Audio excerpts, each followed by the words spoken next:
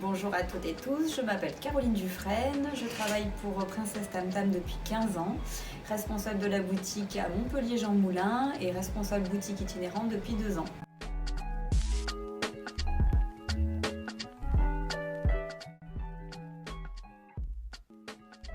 Alors, le jeudi, on reçoit du coup le plan de vente réseau. Il faut l'ouvrir tout de suite, ça doit être vraiment dans notre cahier des charges, dans nos priorités. On ouvre ce plan de vente réseau. De là, on retrouve les thèmes HBK qui seront à pousser la semaine suivante. Et du coup, on va aller regarder notre stock pour voir si on a le stock qui est suffisant pour pouvoir atteindre les objectifs qu'on va vouloir se fixer. Les taux d'accélération, on les retrouve dans les actions, mais on va pouvoir aussi les retravailler en fonction de nos ventes réalisées la semaine dernière. Si on a un taux d'accélération un peu plus important pour optimiser au mieux les ventes. Au contraire, si on a bien vendu un produit, que le taux d'accélération est trop important pour nous, on va peut-être le revoir un petit peu plus à la baisse. Si je n'ai pas le stock, on va vraiment aller regarder aussi dans le G1 Report si le stock ne va pas arriver. Il faut toujours avoir ce temps de réflexion aussi, ne pas alarmer tout de suite notre responsable régional. On va vérifier le G1 Report, on peut voir, il y a une des colonnes qui nous permet d'identifier si le stock va arriver. Si effectivement on n'a pas le stock, on regarde le plan de vente, le display. Si on voit que le produit va être double implanté ou qu'il sera placé sur un portant inspirationnel ou en relais vitrine et que le stock du coup sera trop juste, là effectivement on va pouvoir aller entre guillemets alerter notre RR qui elle derrière va alerter le stock pour voir ce qu'il est possible de faire. Et éventuellement recevoir un push de stock. C'est déjà arrivé sur des boutiques comme des Golden ou des Platinum d'alerter leur RR et recevoir un push de stock avant. Et ça si c'est fait le jeudi, du coup, le stock va arriver avant la mise en valeur de ces produits dans nos vitrines, dans nos displays. Du coup, le vendredi, on va essayer d'anticiper tout ce que l'on peut anticiper pour la semaine suivante. C'est-à-dire, ma casquette organisatrice, c'est je prépare déjà mon plan merch, je regarde s'il est cohérent, où est-ce que je vais placer mes produits, éventuellement déléguer un membre de notre staff à la réalisation de VM.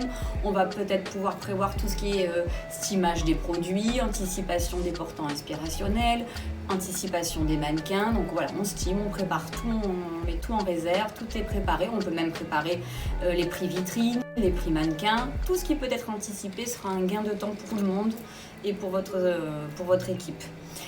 Donc ça c'est la partie organisation. Et la partie animation, c'est on va déjà aller sortir les sales pitch des thèmes HBK qui seront à pousser la semaine prochaine. Donc on peut avoir un petit portfolio en caisse avec tous les sales pitch. On va aller regarder le MLA qui va nous intéresser, qui va nous aider, les MLA terrain, les ventes écoutées, les mots-clés qu'on voudrait entendre auprès de nos équipes. Voilà, toutes ces petites choses-là, on va les travailler en amont, les préparer pour pouvoir être sûr que ce sera en maîtrise la semaine suivante.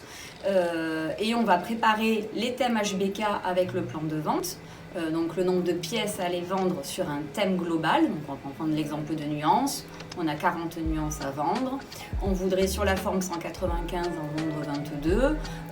Et ça ferait donc tant de pièces à réaliser par jour, par personne. Toujours amener au plus petit pour emporter l'équipe avec nous et rendre les objectifs les plus smart possibles. Que ce soit ambitieux, challengeant, mais réalisable pour les équipes. Ça c'est essentiel.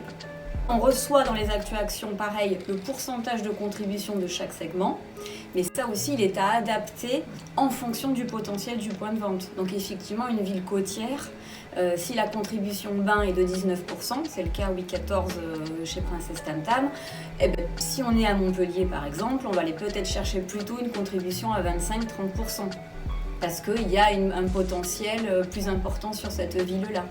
Alors, il est très important aussi de noter sur nos lancements de journée toute la partie plan média.